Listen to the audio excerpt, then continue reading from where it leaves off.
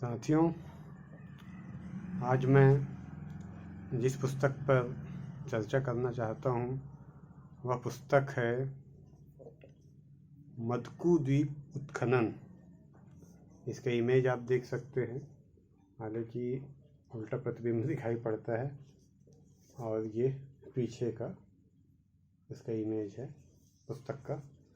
तो यह जो मदकू द्वीप उत्खनन पुस्तक है उसके लेखक है प्रभात कुमार सिंह, जो पुरातत्व विभाग में तकनीकी अधिकारी हैं।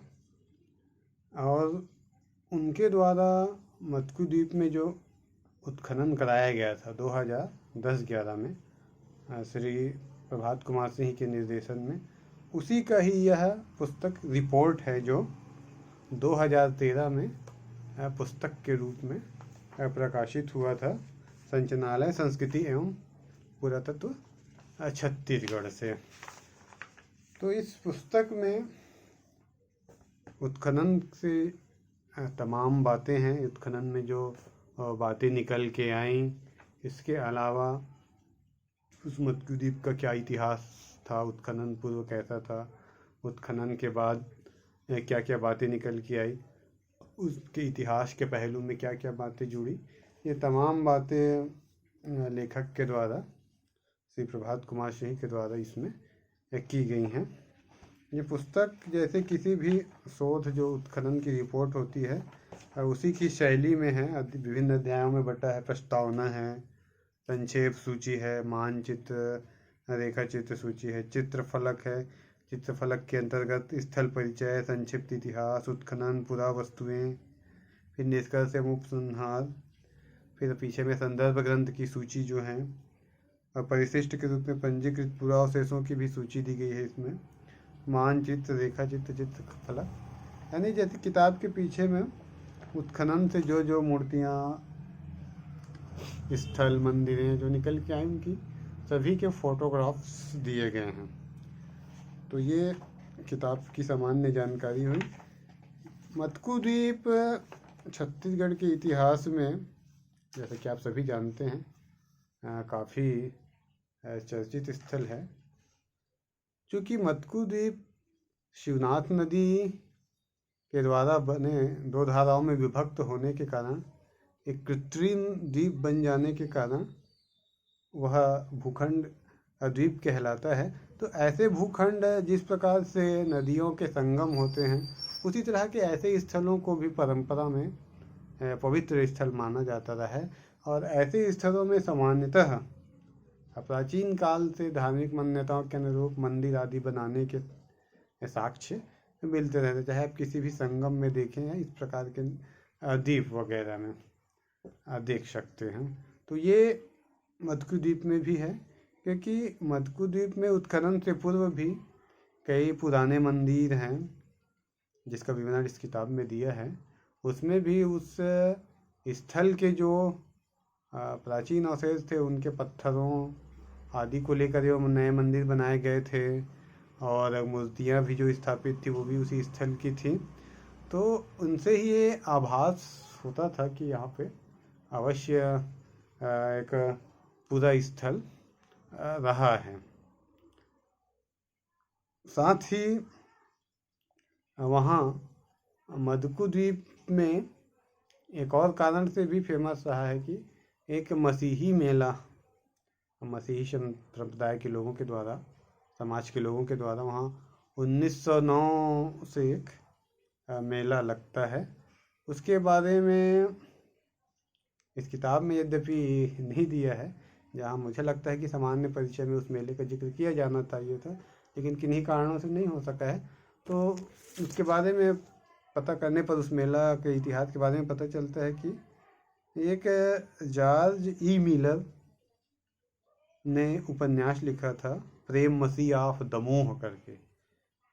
उसका जो नायक था प्रेम मसीही जो था, वो अपने प्रेम से, अपने लव से वो वहीं पर मदकू द्वीप में उन्होंने मिलता हुआ दिखाया है, यानी जॉर्ज ई मिलर ने अपने उपन्यास में।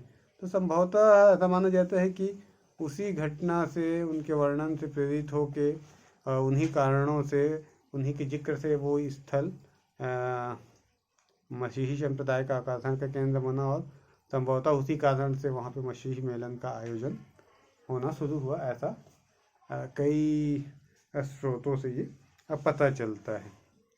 तो मटकू द्वीप के बारे में जो मैं आगे बात जो बोलूँगा वो पूरी तरीक़े से ये इस मटकू द्वीप उत्खनन रिपोर्ट से ही ली गई है, उसी की मैं बात करूँगा। एक्चुअली मटकू द्वीप में जो उत्खनन हुआ है उसमें तो साक्ष्य मुख्यतः कलचुरी काल के ही हैं। 10वीं से 15वीं शताब्दी के बीच के ही मंदिरों के अवशेष मिले हैं। 18-19 क्रमबद्ध छोटे छोटे मंदिर एक ही क्रम में मिले हैं। वो तो मंदिरों के अवशेष मिले हैं, उनमें जो मूर्तियाँ थी वो तमाम चीज़ें वो मिली हैं। उसके अलावा भी पूर्व में सर्वेक्षण में भी और आदिम काल से कह ले, यानी पूर्व ऐतिहासिक कालों के भी कुछ औजार वगैरह, पत्थर के औजार वगैरह और प्राचीन रहवास के अवशेष वहाँ से हम मिलते रहे हैं। कुछ चीज़ की पुष्टि इस उत्खनन से भी और हुई है, लेकिन जो साक्ष्य हैं मूलतः कलचुरी काल के हैं। प्रतापमल का सिक्का मिला है, जैसे कि पचराही उत्खनन में भी हम जानते हैं कि प्रतापमल कलचुरी शासक का सिक्का मिला था, तो यहाँ भी मिला है। उसके अलावा ब्रिटिश काल और बाद के दौर के भी ऊपरी स्तरों में जो अवशेष मिला है। तो मैं ये जो बातें किताब से कुछ बातें बताना चाहता हूँ जो इस रिपोर्ट में दी हुई है, जिससे आपको मटकू द्वीप को समझने में और मदद मिलेगी। एक तो मडकू या मटकू द्वीप का नाम आकर्षित करता है, तो इस नाम के पीछे भी कई कारण बताए जाते हैं, जैसे मांडुक्य अथवा मंडुक का अभ्रंश हुआ होगा। मांडुक्य अथवा मंडुक से वो मदकू ऐसा बन गया था।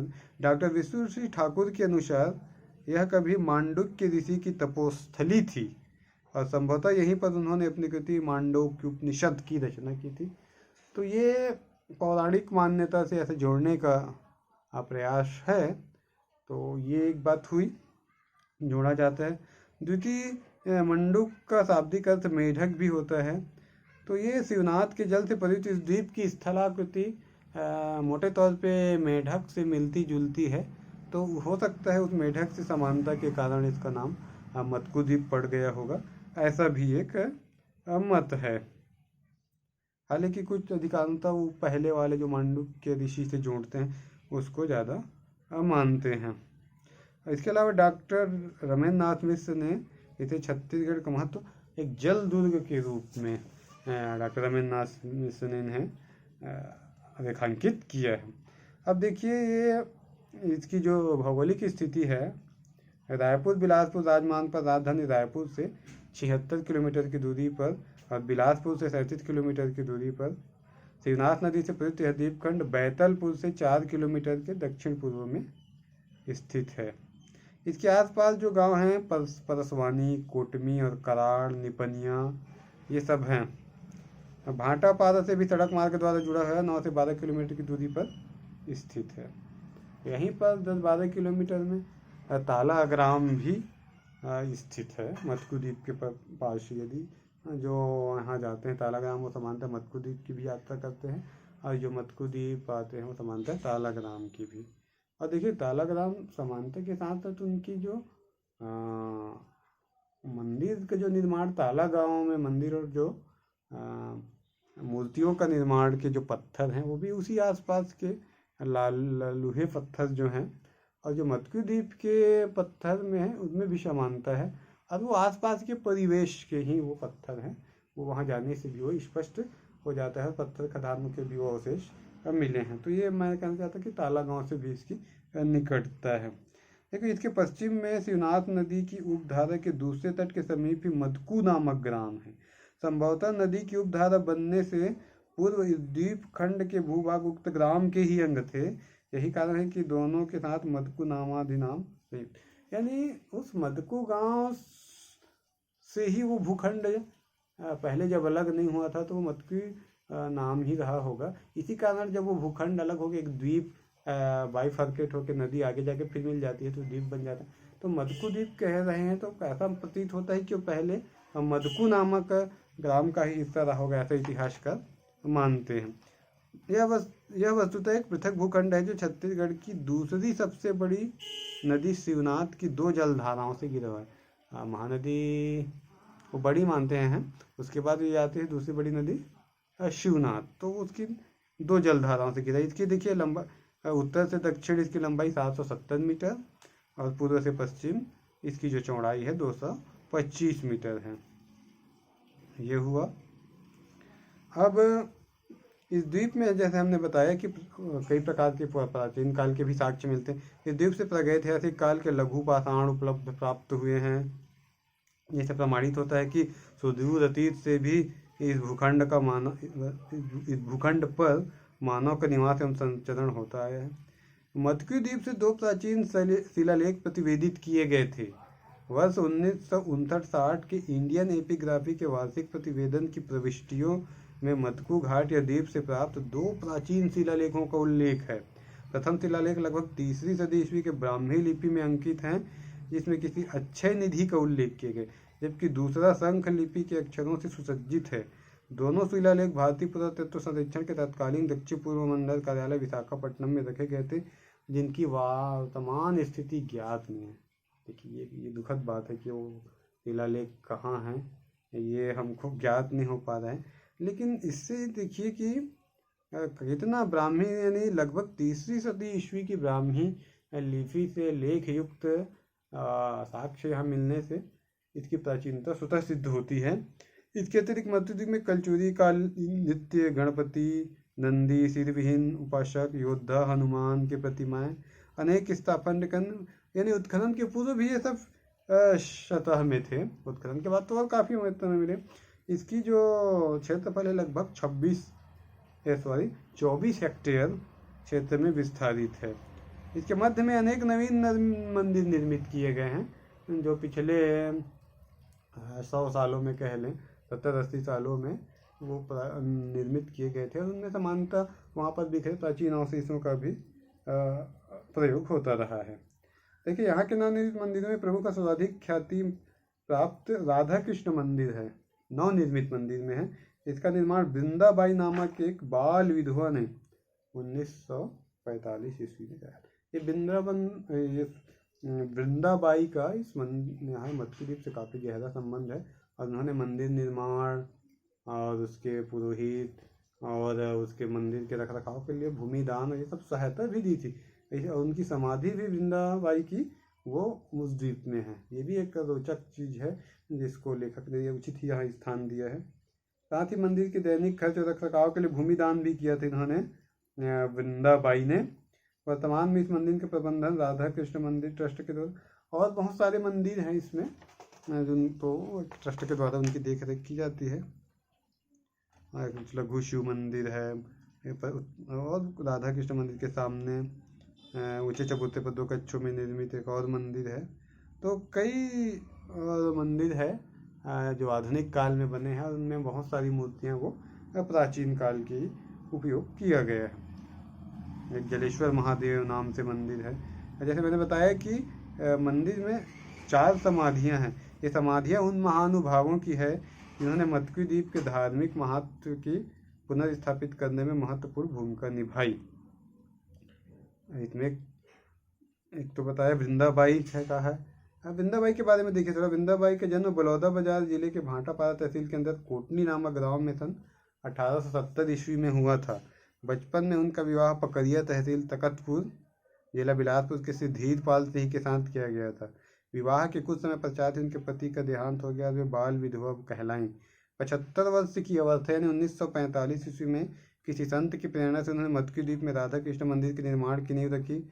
उसके रख रखाव तथा पुजारी और उनके परिवार के भरण पोषण से निर्मित भूमि दान भी किया। और 90 वर्ष की आयु में उनको 1960 में निधन हुआ। तो उनकी समाधि जो है वो मदकू द्वीप में ही है।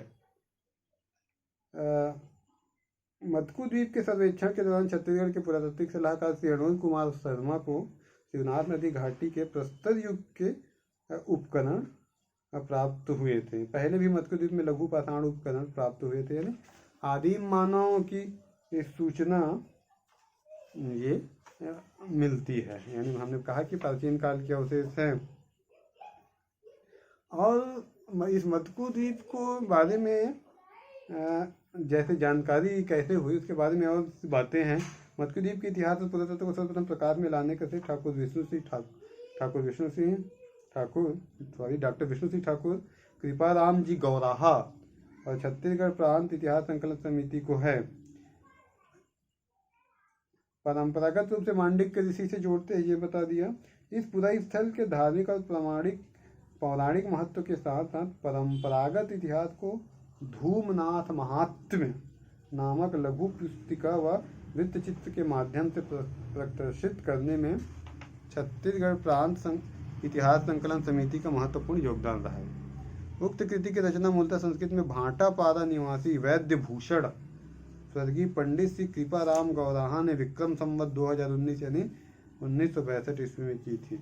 इसमें प्राचीन काल में मत्स्यद्वीप में शिव और विष्णु के मंदिर होने की अनुश्रुति और मत्कू ग्राम निवासी श्री रघुवर जी के द्वारा धूमनाथ शिव मंदिर की प्रतिष्ठा करने के पुराण परंपरा का वर्णन किया। यानी अनुश्रुति के आधार पर उन्होंने लिखा था 1960 में गौराहा जी ने धूमनाथ महात्म्य।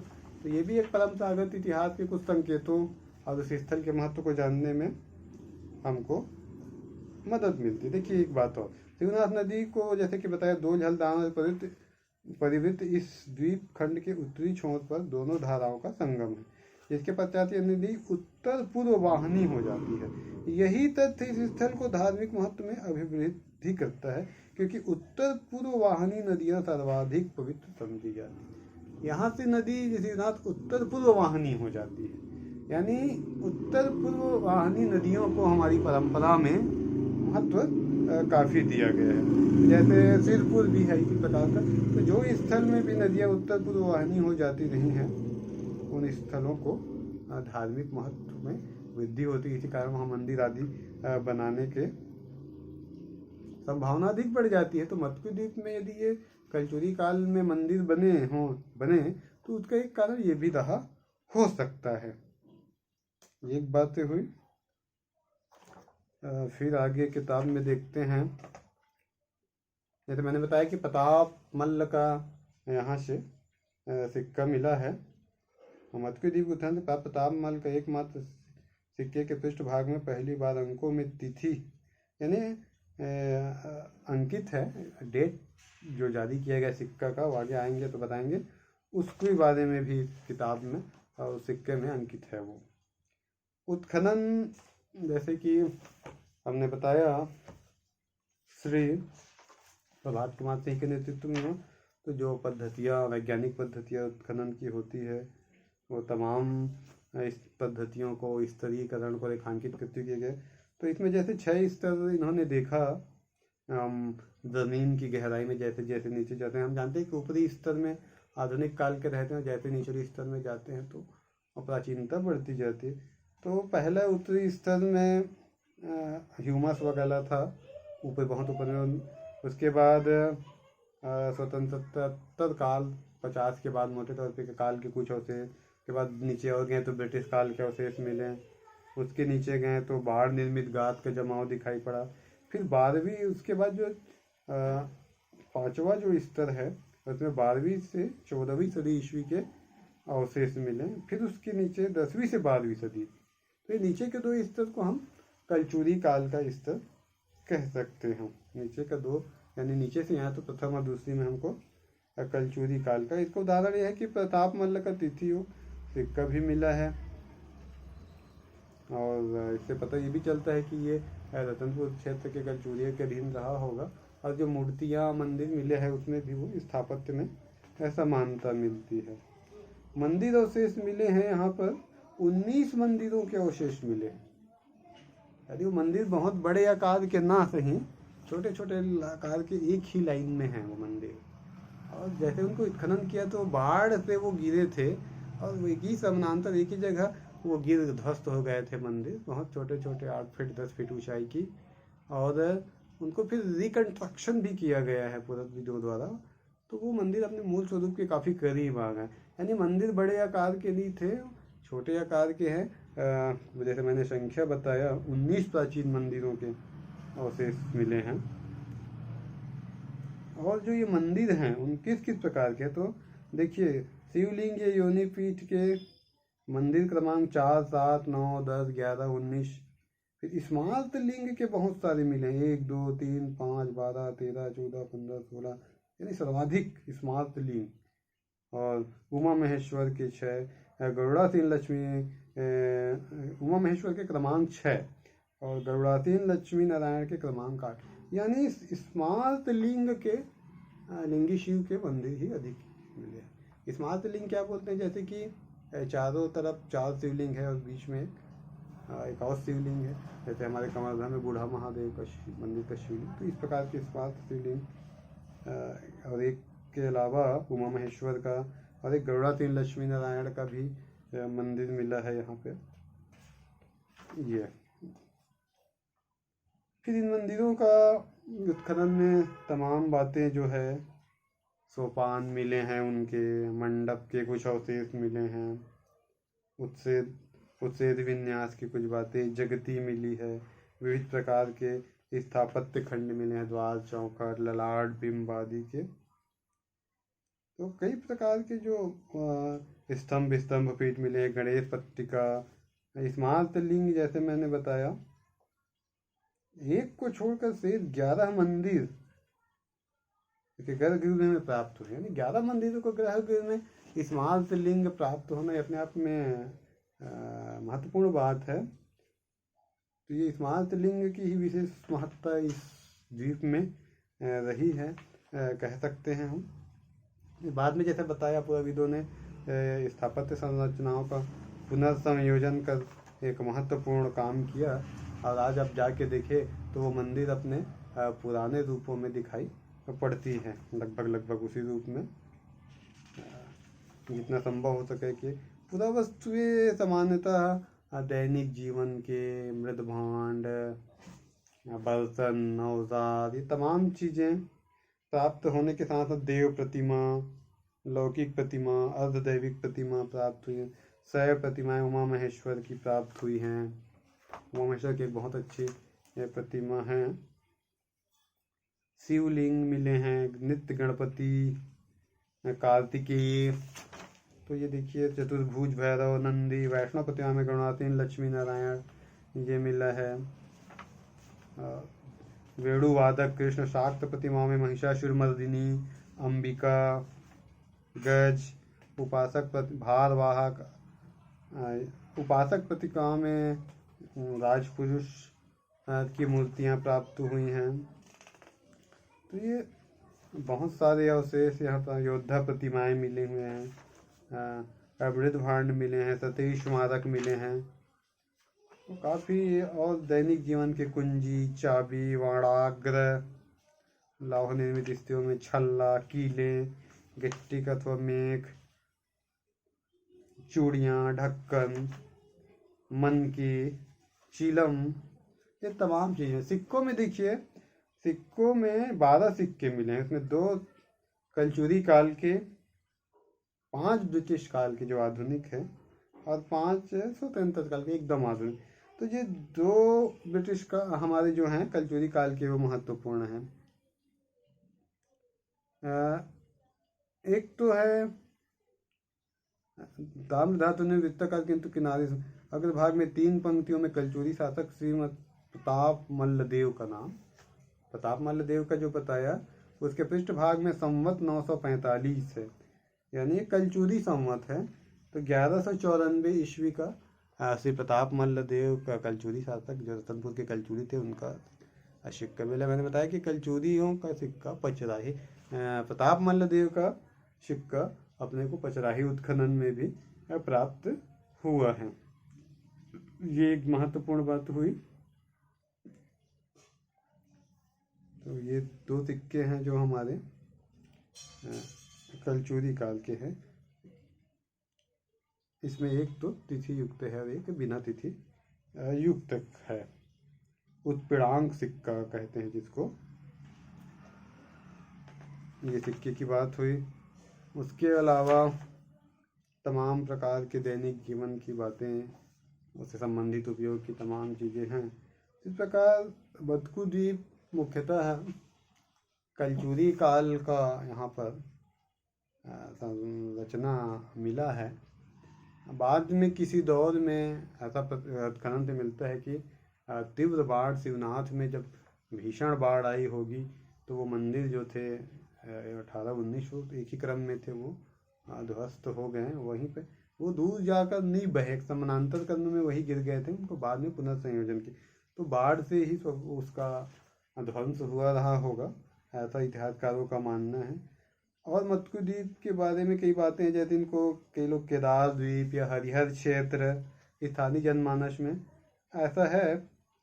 तो प्रमाणों के साथ केदार द्वीप मानने का धारणा के व्याख्या नहीं की जाती। हरिहर क्षेत्र के विषय में कुछ अवश्य विचार किया जा सकता है, क्योंकि उसमें विष्णु और शिव दोनों का मिला है, तो चलो वैष्णव भी थे, शैव भी थे, तो हरिहर कह सकते हैं। लेकिन केदार द्वीप के बारे में ऐसा कुछ कहना ज़्यादा नहीं संभव होता।